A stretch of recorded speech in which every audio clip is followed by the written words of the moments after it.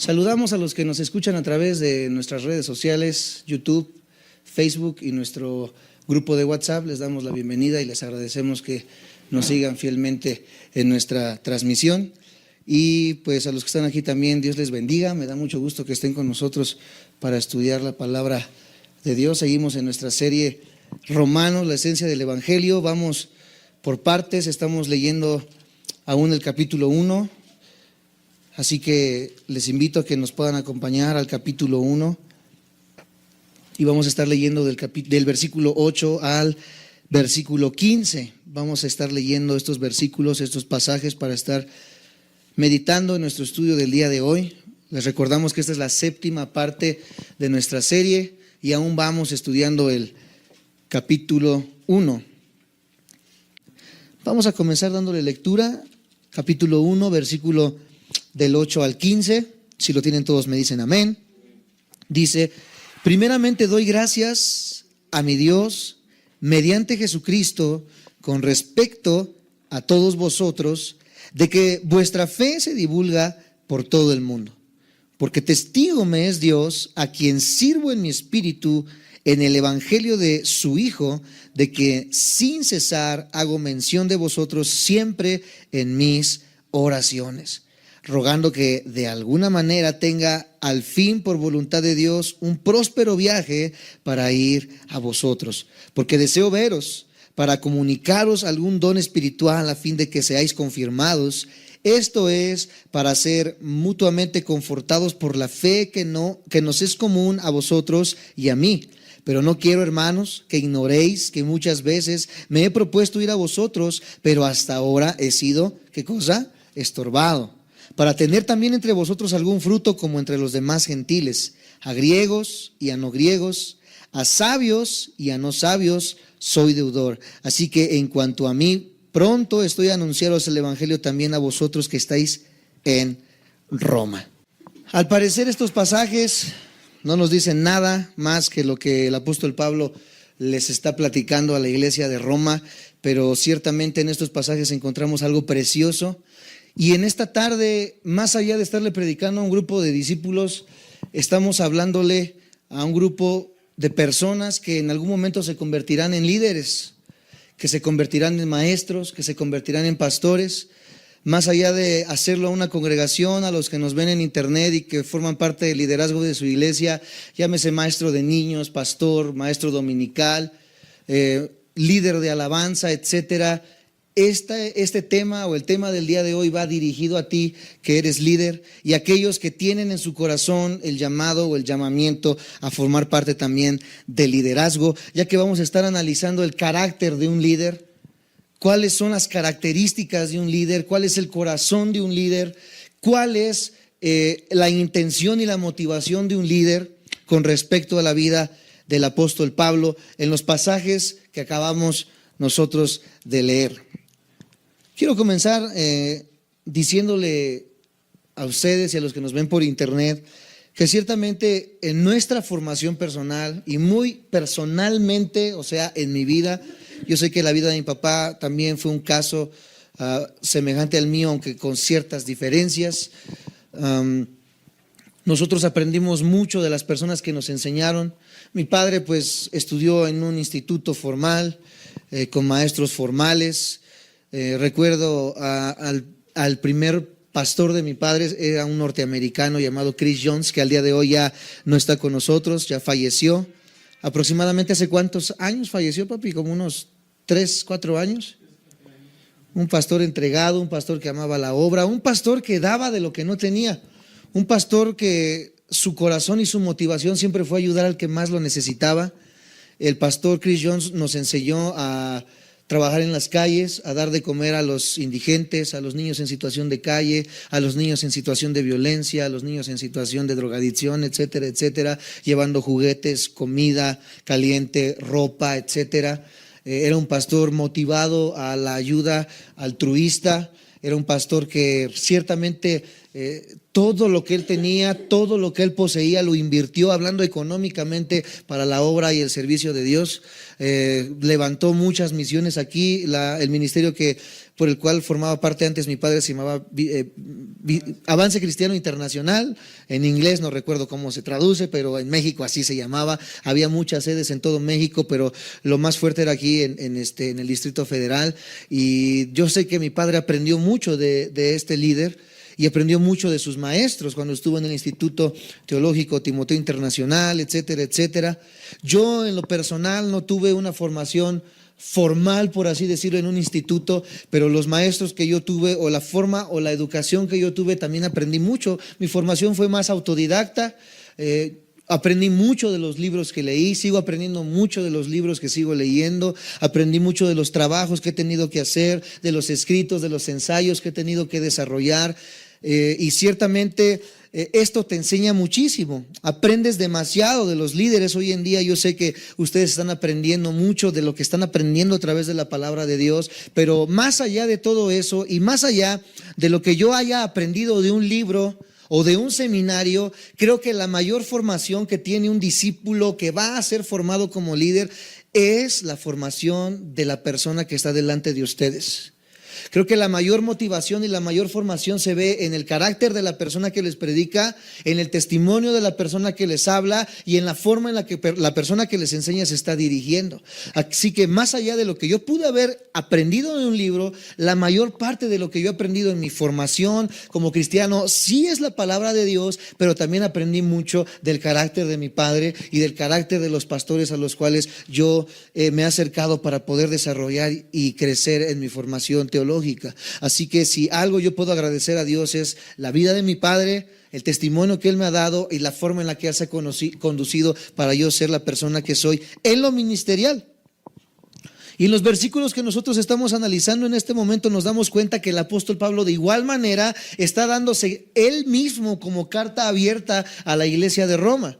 Él se está presentando y está diciendo cuál es su carácter, está diciendo cuáles son sus intenciones y está diciendo cuáles son sus motivaciones. Versículos después y capítulos después vamos a analizar cómo el apóstol Pablo enseña la doctrina, comienza a hacer una forma y un cuerpo de la doctrina, pero ahorita él se está presentando como el maestro, se está presentando como el apóstol y está presentando su carácter y está presentando sus motivaciones. Así que antes de intentar enseñarles otras verdades más profundas del evangelio, él está haciendo una presentación propia. ¿Me siguen hasta ahí? Me dicen amén. Él abrió su corazón y les dijo, de cierta manera, parafraseándolo, antes de mostrarles mi teología, antes de mostrarles lo que yo sé, quiero mostrarles quién soy y de dónde vengo. Esto es lo que está diciendo el apóstol Pablo en los versículos del 8 al 15. Ahora, las personas que asisten a las iglesias, que tienen un deseo y una motivación de servir en el liderazgo, tienen diversos motivos en su corazón. Hay muchos motivos por los cuales las personas quieren servir a Dios. Algunos realmente tienen un esfuerzo genuino en su corazón de servir a Dios porque desean hacerlo, pero algunos otros no tienen los mismos motivos ni las mismas razones que nosotros tenemos para servir a Dios. Algunas personas tienen un motivo legalista. Algunas personas, por cumplir con su religiosidad, tienen el deseo de servir en una iglesia porque creen que al servir en algún aspecto de la iglesia están cumpliendo moralmente o religiosamente con su iglesia, valga la redundancia, con su pastor o con su forma de llevar su liturgia. Algunos otros sirven al Señor por temor a la familia, temor a la aceptación, temor a la gente que te rodea, por temor de ser rechazado o aceptado. Algunos caen y entran quizás en diversas religiones, en diversos movimientos. ¿Por qué? Porque tu novia formaba parte de un sistema de ideologías o de religión y tú, por querer hacer cierto clic con esta persona, dices, bueno, pues yo quiero ir a tu iglesia, no importando que fuera testigo de Jehová, mormona, etcétera, etcétera. Así que una de las motivaciones de las personas algunas veces es la aceptación, ya sea de una persona, de un cónyuge o de la familia incluso. Podría ser alguna de las motivaciones para poder servir en el ministerio. Otros sirven por razones de apariencia. Otras personas solamente están sirviendo en la iglesia porque desean aparentar cualquier cosa, aparentar piedad, aparentar posición, aparentar inteligencia, aparentar cualquier cosa que le dé un estrato social o que le dé un estado de preeminencia a las personas que le rodean. Algunos otros sirven debido a la presión de los compañeros, debido a la presión específicamente de la familia. Yo recuerdo en el tiempo de mi niñez, yo vi a muchos niños siendo presionados a venir a la iglesia, por ejemplo, por ahí de los 8 o 10 años de edad, y muchos contemporáneos míos de mi edad que formaron parte también de la generación de estudiantes del instituto con mi padre. Muchos de ellos, de esos hijos de pastores, ahorita ya son drogadictos, ahorita ya están tirados, ¿verdad?, al alcoholismo, etcétera, etcétera. ¿Por qué? Porque su motivación en la iglesia nunca fue genuinamente el servicio y el amor de Dios, sino fue la presión de la misma familia o de los mismos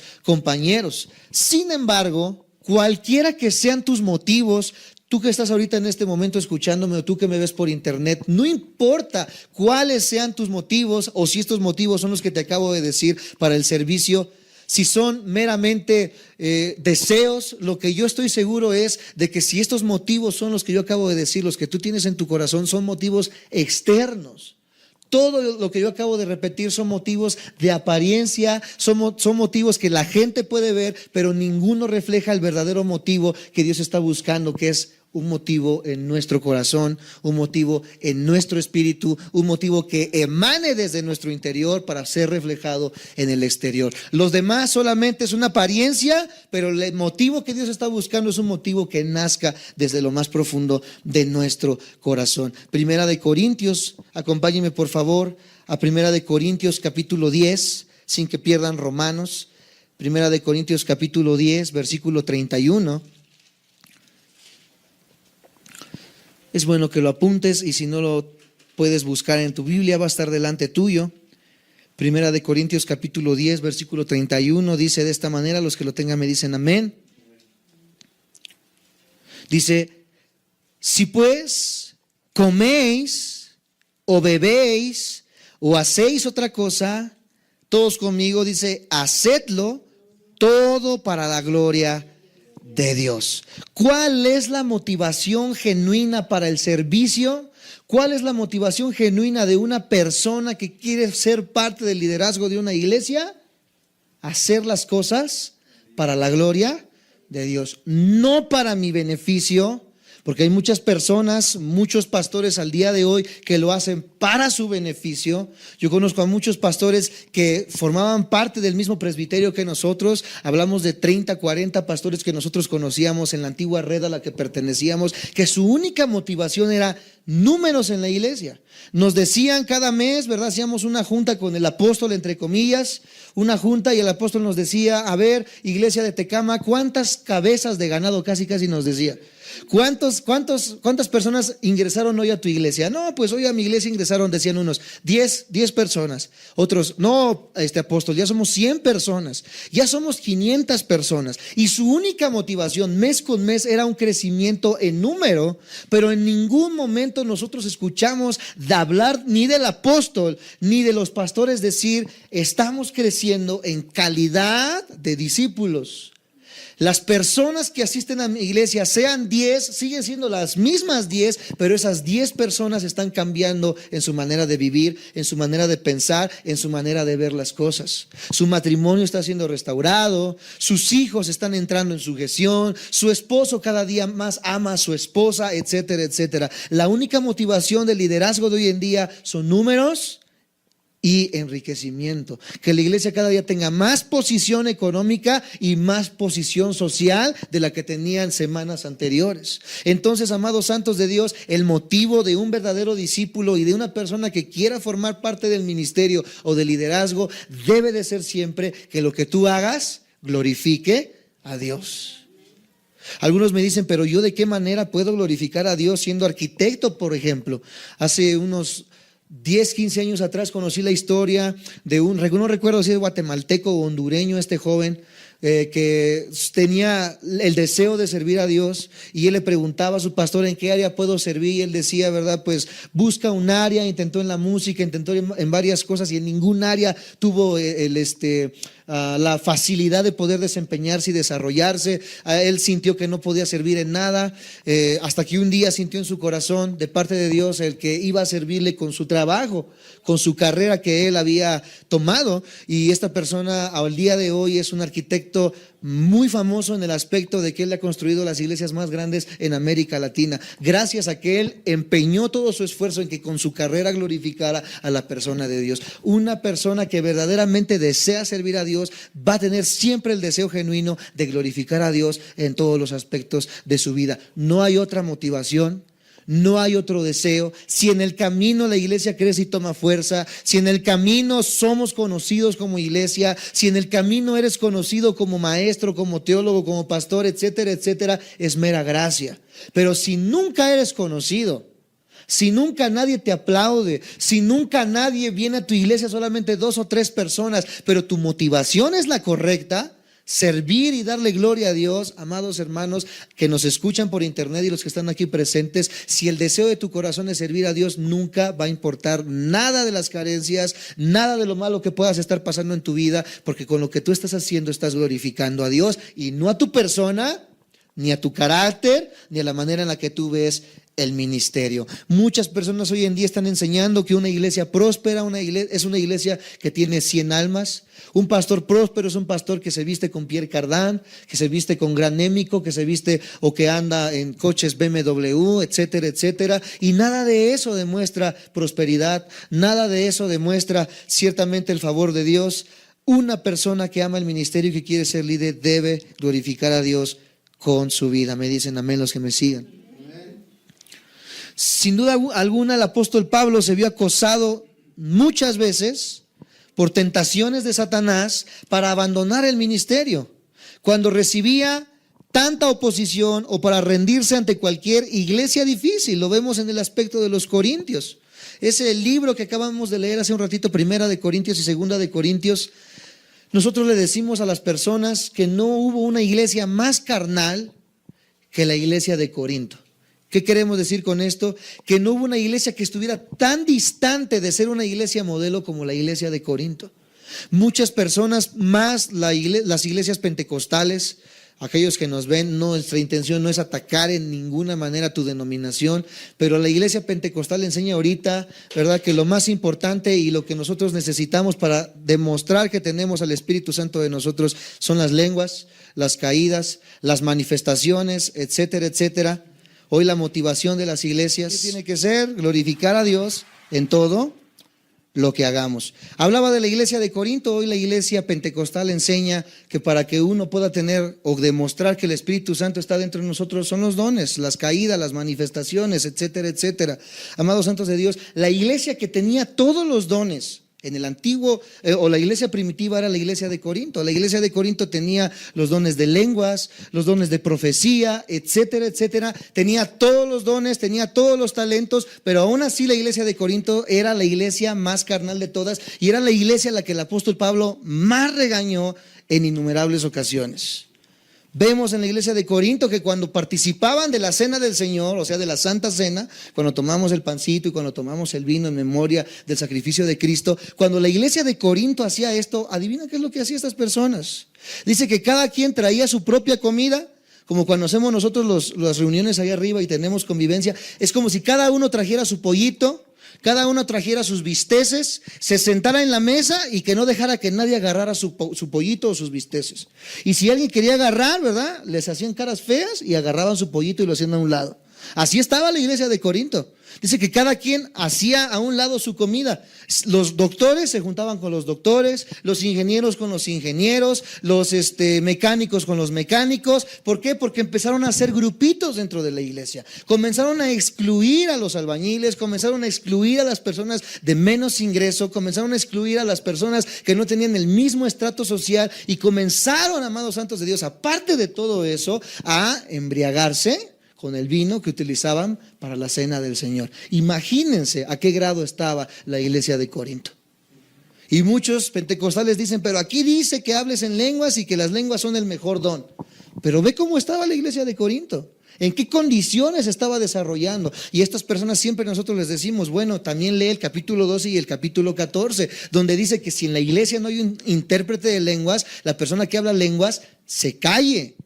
Y que hable uno o dos o tres por turno, no todos como locos como lo vemos hoy en día en las iglesias pentecostales. Un gritadero, todos parecen guajolotas, chichicuilotas, guacamayas, etcétera, etcétera. Unas cayéndose al suelo, otros dando vuelta como locos. La Biblia condena todo esto, amados hermanos. Y dice que si no hay un intérprete, la persona que habla en lenguas no hable en lenguas. Porque la persona que habla en lenguas habla para sí mismo, pero no beneficia a la iglesia. Por eso el que da profecía es el que debe de hablar, porque es el que beneficia a toda la congregación. ¿Cuál es un profeta? Ya lo estudiamos. Aquel que adivina el futuro.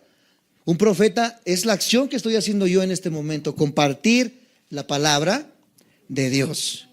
Por eso es más importante en una iglesia, antes de que todos estén hablando en lenguas y cayéndose como locos, que las personas se sujeten al orden bíblico y que hagamos caso y prestemos atención a la palabra de Dios. Ve tú a las iglesias de hoy en día y lo único que ves son éxtasis, movimientos, etcétera, etcétera, y muy pocas veces encuentras palabra de Dios. Por eso es importante que entendamos todo esto, amados santos de Dios. Y Pablo encontró mucha oposición en la iglesia de Corinto. Pablo también fue usado por el Señor en grande manera, debido a que por la gracia y provisión de Dios, él siempre mantuvo puros sus motivos. ¿Cuáles eran los motivos del apóstol Pablo? Siempre agradar a Dios. ¿Cuáles eran los motivos de Pablo? Di conmigo, siempre agradar a Dios. En las primeras palabras que Pablo le da a los creyentes de Roma, Pablo habla acerca de los motivos espirituales sinceros que debe de tener una persona que quiere servir a Dios. Vamos a analizar cuáles serán estos motivos o cuáles son los motivos que debe tener una persona para poder servir a Dios. Cuando la iglesia de Roma recibió por primera vez la carta de Pablo, quizás se hizo muchas preguntas. Recordemos que la iglesia de Roma nunca había recibido la visita del apóstol Pablo. La única manera en la que el apóstol Pablo se comunicaba con Roma era por cartas. No había WhatsApp, no había Facebook, no había Messenger en ese tiempo, ni siquiera yo creo que habían descubierto que una paloma viajara a otro lado, ¿verdad? Tan lejano, señales de humo, etcétera, etcétera, imposible. Había una lejanía muy grande entre donde estaba Pablo y la iglesia de Roma, pero había una manera de comunicarse. Quizás la iglesia de Roma decía, bueno, ¿por qué Pablo no ha venido? ¿Por qué Pablo no nos ha venido a ver en persona? Etcétera, etcétera. Y quizás esta iglesia se hacía preguntas. También es posible que se preguntaran, ¿verdad? ¿Por qué no los había visitado de forma formal? ¿Por qué solamente había sido por cartas? Esto lo vemos quizás en el versículo 8 al 15, lo que acabamos de leer. Pablo da respuesta a esas dos inquietudes o esas dos interrogantes. Él les escribió, número uno, que tenía un sincero deseo de que ellos fueran maduros. Vamos a leer nuevamente Romanos 1, 8 al 15. Dice, primeramente doy gracias a Dios mediante Jesucristo con respecto a todos vosotros, de que vuestra fe se divulga por todo el mundo, porque testigo me es Dios, a quien sirvo en mi espíritu en el evangelio de su Hijo, de que sin cesar hago mención de vosotros siempre en mis oraciones, rogando que de alguna manera tenga al fin por la voluntad de Dios un próspero viaje para ir a visitaros. Ciertamente Pablo quería, ¿qué cosa? Visitarlos, porque deseaba, ¿qué cosa? Verlos. Dice, porque deseo veros para comunicaros algún don espiritual a fin de que seáis, ¿qué cosa? Esto es para ser mutuamente confortados por la fe que nos es común a vosotros y a mí. Aquí vemos que el deseo de Pablo que estaba en su corazón era que ellos tuvieran madurez espiritual y que si no los había visitado era porque había tenido trabas en el viaje. Ahora, la clave que nos permite descifrar en este pasaje cuáles eran los motivos del apóstol Pablo se hallan en la frase que vemos en el versículo 9. Dice, porque testigo me es Dios a quien sirvo en mi espíritu en el evangelio de su Hijo. ¿Cuál es el motivo del apóstol Pablo para que hiciera todo lo que hiciera con la iglesia de Roma? ¿Cuál es el motivo por el cual el pastor Waldo hace lo que hace? ¿Cuál es el motivo por el cual su servidor hace lo que hace?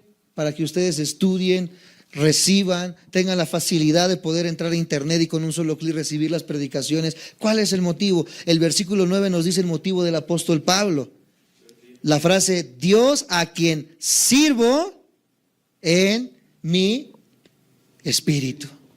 Pablo había sido criado quizás y educado en el judaísmo. Los que estuvieron en la primera clase se acordarán de que Pablo fue un fariseo, fue un hebreo de hebreos, fue una persona muy culta que tuvo una formación, ¿verdad?, de los mejores institutos teológicos, etcétera, etcétera. Pero él, amados santos de Dios, tuvo una adoración y un servicio mecánico. Había sido formado como un religioso de su tiempo, como muchos hoy en día somos formados en cualquier instituto, católicos, etcétera, etcétera, los líderes religiosos de cualquier religión, muchos de ellos adoran solamente externamente. Yo cuando trabajé como mecánico, como por ahí de casi un año, tuve un patrón que al día de hoy me reservo el nombre, y también en qué lugar está el taller mecánico, muy buen taller también, por cierto.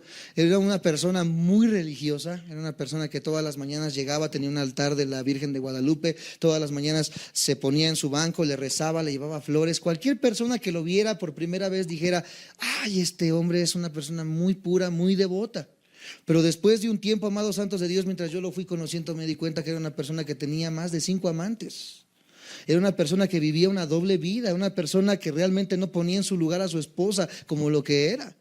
Entonces, amados santos de Dios, muchos estamos viviendo una religiosidad mecánica de esta manera. Hemos sido enseñados, conocemos los rezos, las oraciones, etcétera, etcétera, pero una religiosidad nunca va a cambiar un corazón genuinamente. Mientras yo estaba trabajando en ese taller, conocí también al pastor de la iglesia de los Testigos de Jehová de aquí de la zona. Primeramente conocí a sus hijos y yo no sabía que eran sus hijos. Llegaron una vez ahí con un six de Corona, y ahí platicando con el patrón y hablando y diciendo chistes en doble sentido. Era algo habitual en el taller. Después, como de 1 hora y media de que se habían acabado el paquete de Six, llega un señor, ¿verdad? Y se les queda viendo y les dice, a ver, hijos de no sé qué tanto, mira, miren cómo andan, ¿verdad? ¿Qué va a decir la gente? Después de un ratito, ¿verdad? Él agarra también una cerveza y empieza a tomarla y empiezan a contar chistes. Bueno, se hizo la bataola. Después de que se va, yo ya le había comentado a mi patrón que yo era cristiano, que yo era maestro en una iglesia cristiana y que yo soñaba en algún momento con dirigir una congregación. Y él me decía siempre, no, eso no te deja dinero, mejor sigue estudiando mecánica, mira, aquí está el dinero, etcétera, etcétera. Y él había comentado eso. Y cuando se van estas personas me dice, mira, ahí están tus hermanitos. Y le dije, ¿mis hermanitos? Si los conozco. Sí, ¿no van a la misma iglesia? Le digo, no, ¿quiénes son? Ah, pues es el pastor de los Testigos de Jehová. Entonces yo me quedo así, digo, bueno, quizás él generaliza, ¿no? Y piensa que todos los que nos hacemos llamar hermanos somos la misma cosa.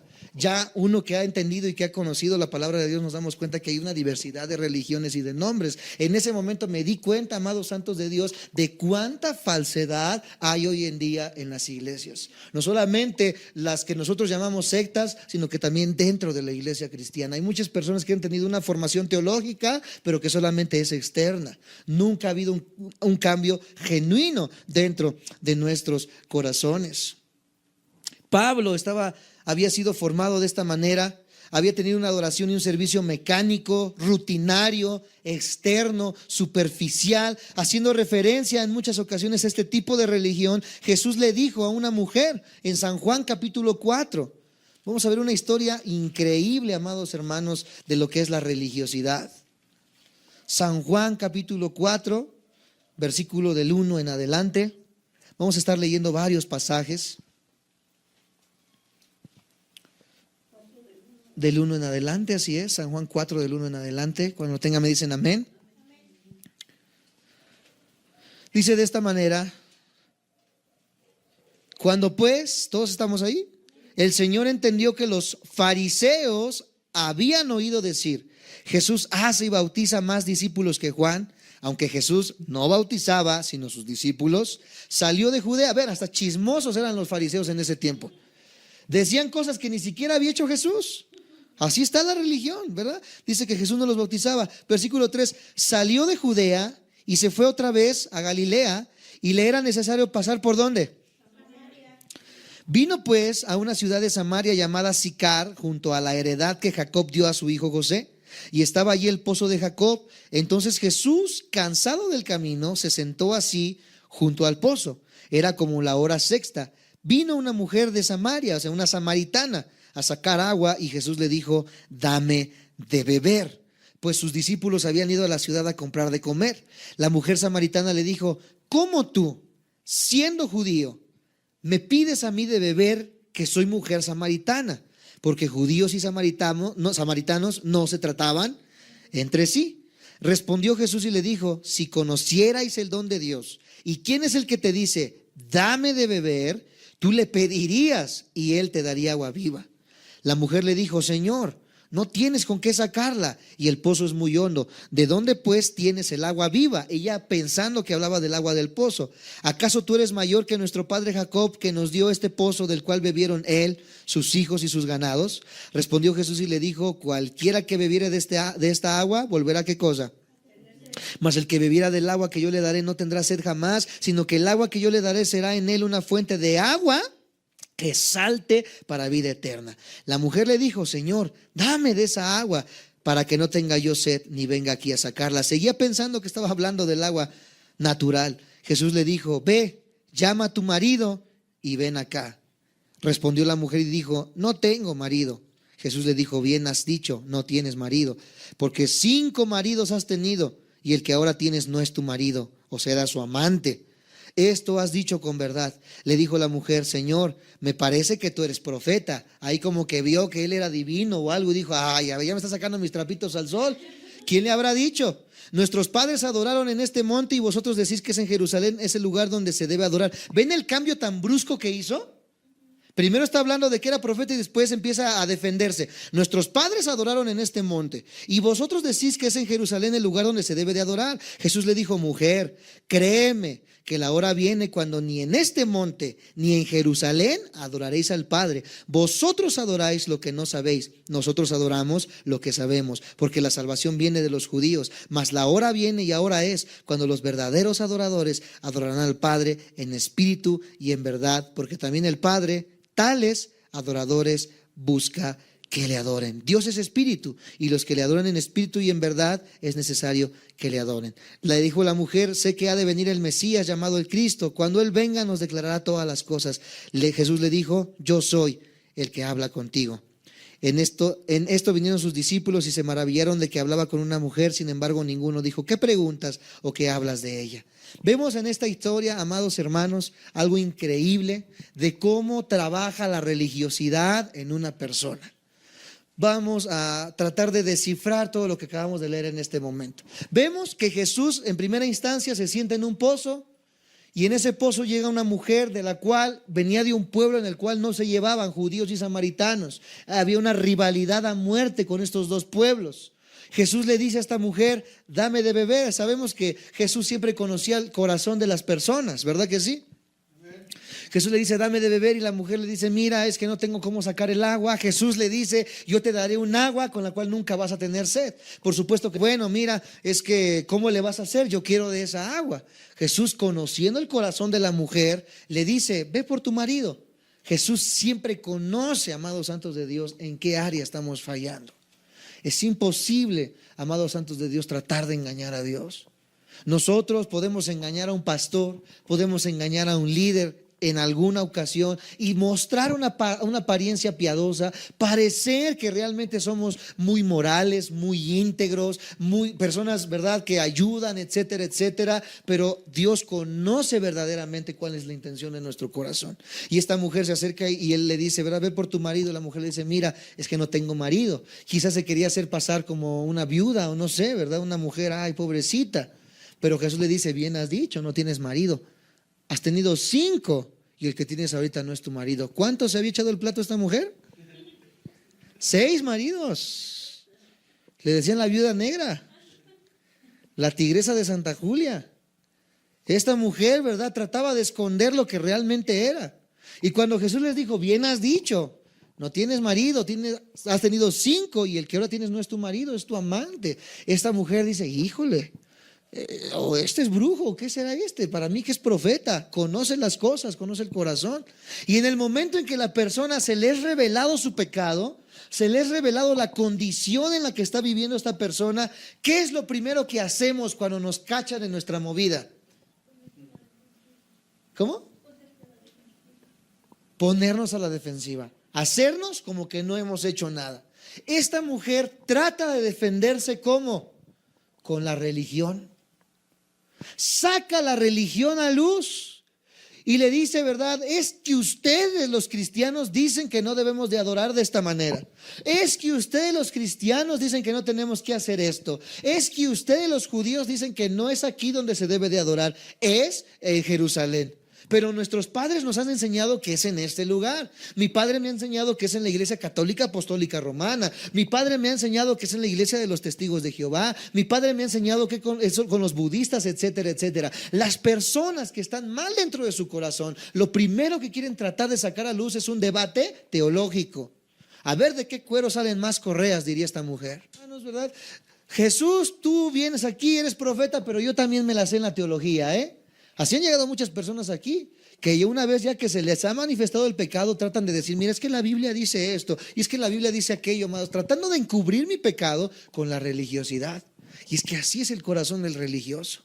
Nosotros que hemos conocido en la iglesia, cuando estábamos en el Distrito Federal, en la iglesia matriz, conocimos a una de las personas en ese tiempo que era el jefe de seguridad del Distrito Federal, que trabajaba junto con Mancera en el Distrito Federal.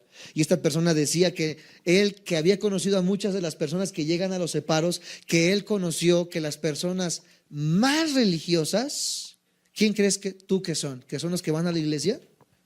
Dice esta persona, yo supe que las personas más religiosas son los narcotraficantes, son los asesinos, son los violadores. Porque una vez que caen al tambo, una vez que están en los separos y que van a ser procesados, ¿qué crees que hace la persona? Abre su chaleco, saca su estampita, la pone en la pared y empieza a decirle, líbrame de esta. Y es una realidad. Estamos hablando del jefe de seguridad del Distrito Federal. Dice, yo siempre que veo que encerramos a una persona, que la agarramos porque tenía 5 secuestrados, porque violó a 3, porque etcétera, etcétera, saca su estampita y la pone y empieza a decir, ¿verdad? Ay, líbrame de esta. Acababa de matar a uno, acababa de violar a una, etcétera, etcétera. Y trata de sacar, ¿qué cosa? La religión. La religiosidad, y creen que la religiosidad va a ayudar en alguna manera en la vida del creyente. Hoy en día muchos estamos así, tratando de lavar las culpas de toda la semana con un día en venir a la iglesia, mostrar una apariencia de piedad, vestirnos de cierta manera, cumplir con ciertas normas, liturgias, etcétera, etcétera en una iglesia y creer que con eso estamos bien delante de Dios. Tratamos de discutir teológicamente con Dios. Es que ustedes dicen esto, pero mi iglesia dice esto, que mientras dé no hay problema que mate. Que mientras dé y haga no hay problema que viole, o que el justo querrá 7 veces 7, o que no hay que perdonarme, o algo así dice la Biblia, ¿verdad? Ni siquiera la conocen, pero tratan de acomodarla a su parecer. ¿Qué le está diciendo Jesús entonces a la mujer en este momento? No importa tu religiosidad, no importa qué es lo que tú creas, llegará el momento en que ni se va a adorar aquí, ni se va a adorar allá. Vamos a leerlo una vez más para que sigamos el hilo de lo que estamos leyendo. Versículo 21 de San Juan 4 dice, Jesús le dijo, mujer, créeme que la hora viene cuando ni en este monte ni en Jerusalén adoraréis al Padre. Vosotros adoráis lo que no. Ustedes adoran lo que no conocen, chato. Imagínate a qué grado están llegando los religiosos hoy en día. Yo muchas veces escuché decir, ¿verdad?, que el cristiano es iletrado, que el cristiano es una persona sin conocimientos, el cristiano es una persona tonta, inculta, etcétera, etcétera. Pero yo creo que el cristiano no es nada de eso, sino por el contrario. El cristiano ha aprendido a adorar lo que conoce. El cristiano no tiene una fe muerta o una fe ciega, como muchos dicen. Es que yo creo ciegamente en Santa Úrsula de Acaya, porque me hizo el milagro, ¿verdad? Yo ciegamente creo en eso. La Biblia dice que la fe no es ciega. La fe, amados santos de Dios, es una fe que se cree. Y dice que las personas religiosas adoran lo que no conocen. Nosotros adoramos lo que conocemos. ¿Cómo lo hemos conocido? A través de la palabra de Dios, a través del poder de Dios que se ha manifestado en nuestras vidas. ¿Por qué muchas veces no conocemos o no sabemos? Porque no estudiamos la palabra de Dios. Pero nosotros no tenemos una fe muerta ni una fe ciega. Tú que nos ves por internet, tu fe no es ciega. Tu fe tiene bases, fundamentos. Tú tienes las armas para poder debatir en tu escuela. Tú tienes las armas para poder debatir en tu universidad. Tú tienes las armas para poder debatir en tu primaria, secundaria, preparatoria, etcétera, y demostrarle con argumentos científicos, médicos y con este libro a tus maestros ateos de que Dios es real y de que sus propios argumentos y que la misma ciencia se contradice a sí misma. Porque la ciencia está basada solamente en teorías e hipótesis que nunca han sido corroborados, mas sin en cambio la Biblia, todo lo que dice, cualquier lugar geográfico del que habla, cuando habla de medicina, de biología, de política, etcétera, la Biblia es exacta. Amados hermanos, nosotros adoramos lo que conocemos. No tenemos una fe ciega. Por eso cuando nosotros creemos y aceptamos a Dios en nuestro corazón, sabemos que Dios es un Dios real. Ya no es una imposición. Ya no es porque mi papá o mi mamá me obligan, ya no es para poder tener un estrato social, para poder ser aceptado. Ahora yo sé que hay un Dios verdadero. Ahora sé que hay un Dios real, un Dios que existe. Ahora conozco el poder de este Dios, ahora conozco la verdad y por lo tanto sé que debo mi vida a este Dios. ¿Ves ahora cómo las intenciones cambian? Ya no es una religiosidad, es una convicción. Yo ya no dudo de que Dios existe, yo ya no dudo de que Dios es real, yo ya no dudo, amados santos de Dios, que he conocido el camino, la verdad y la vida en la persona de Cristo Jesús. Esta mujer adoraba lo que no conocía. Nosotros adoramos lo que conocemos. Una vez estando en la escuela me acuerdo que estaban hablando acerca de hipótesis, de teorías, estábamos hablando de agujeros de gusano, estábamos hablando de la Matrix, no sé qué tantas cosas estábamos hablando en la escuela y en un momento se para un chamaco y dice, pues nosotros ni existimos. Nos le quedamos viendo así. Sí, nosotros somos un sueño iluso de algo, ¿verdad? Que está formado en no sé qué tanto que es la Matrix y todo lo que estamos viendo nosotros ni siquiera existe. Nos quedamos viendo los unos a otros y lo único que pudimos hacer es soltarnos a reír. ¿A qué grado, amados santos de Dios, está llegando el engaño de creer que lo que vemos no es real? Cuando la Biblia dice, amados santos de Dios, que lo que vemos es, que lo que no vemos aún es más real de lo que vemos, que hay un mundo espiritual y que este mundo en el que estamos viviendo, amados santos de Dios, en planos reales, que la guerra que estamos viviendo como cristianos es real, que la muerte es real, que la vida es real, pero la gente habla lo que no conoce, repite como perico lo que otros hablan. Viene tu maestro ateo con Friedrich Nietzsche y te empieza a clavar, ¿verdad?, las 80 tesis que él escribió para debatir en contra de la Biblia. Nada más tú leíste la primera y con eso ya te sientes intelectual y comienzas a decir, yo no creo en Dios. Porque Friedrich Nietzsche escribió y dijo eso y esto, aquello y aquello, etcétera, etcétera. Repetimos lo que no entendemos y lo que no conocemos. Pero ninguno, amados santos de Dios, de los que se llaman ateos, jamás han venido sinceramente a este libro para poder estudiar la obra, la vida de Jesucristo, el plan de Dios para nuestras vidas. La mayoría de ellos conocen ciertos pasajes que han sacado de libros y de revistas, pero nadie nunca se ha sentado para poder decir, Señor, si tú existes, quiero respuestas. Sinceramente, adoran y creen lo que no conocen, pero nosotros hemos creído y hemos sabido que hay un Dios real. Dios le dice, o Jesús le dice a la mujer samaritana en estos pasajes, va a haber un momento en que ni en esa iglesia, ni en aquella iglesia, porque algunos dicen, es que yo voy a Vida Nueva para el Mundo, aquí está la verdad. Yo voy con los testigos, acá está la verdad. Yo voy con el pastor Waldo, acá está la verdad. Va a haber un momento ni aquí, ni allá, ni en Vida Nueva para el Mundo, ni en casa de oración, ni en la Iglesia Bautista Internacional se va a adorar al Padre, sino que se va a adorar, dice, porque Dios está buscando adoradores en espíritu y en verdad. Mas la hora viene y ahora es, versículo 23, cuando los verdaderos adoradores adorarán al Padre en espíritu y en verdad, porque también el Padre tales adoradores busca que le adoren. ¿Qué le está diciendo Jesucristo a esta mujer? Amados santos de Dios, que la adoración verdadera y aceptable de Dios no se adjudica a cierta área geográfica en particular, No se adjudica a rituales, no se adjudica a iglesias o actividades, a formalismos, etcétera, etcétera. La verdad y la verdadera oración se produce por medio de la fe en el estudio de este libro.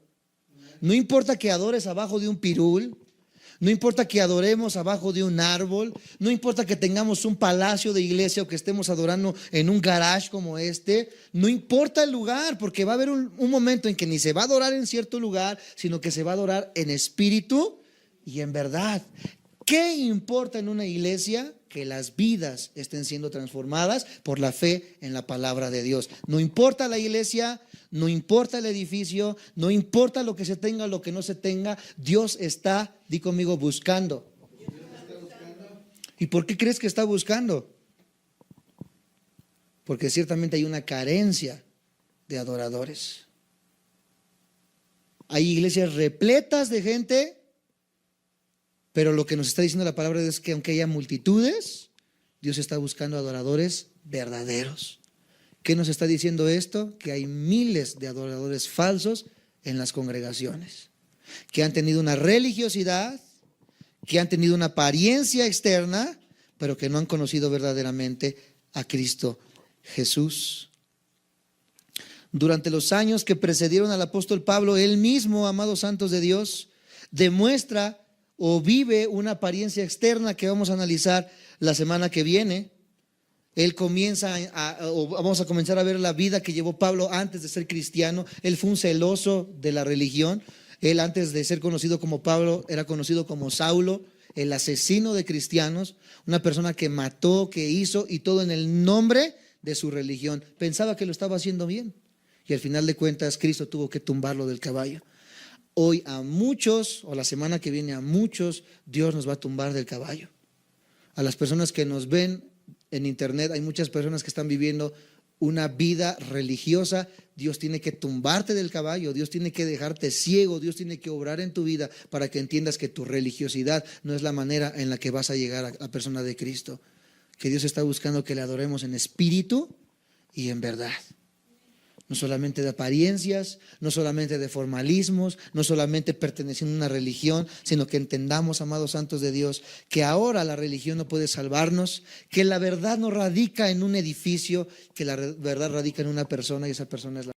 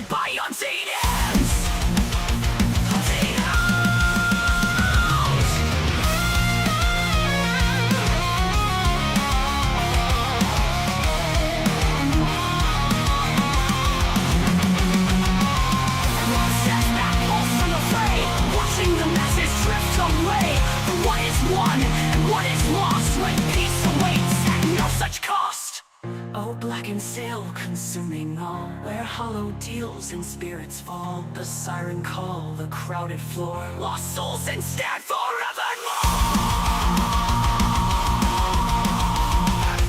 Walk away.